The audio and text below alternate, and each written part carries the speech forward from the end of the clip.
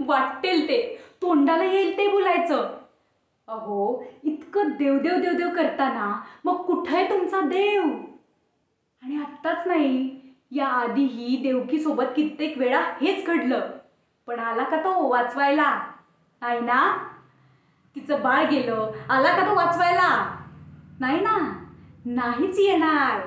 कारण तो या जगातच नाही, तो अस्तित्वातच नाही. अंधश्रद्धा आहेत नुसत्या.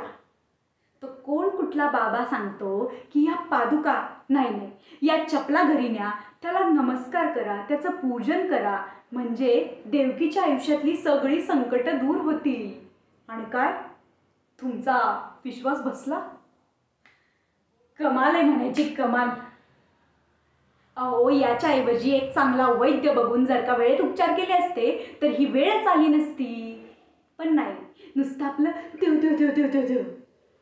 अहो, जर का देव असता ना तर असे भिकारी कधीच श्रीमंत झाले असते की.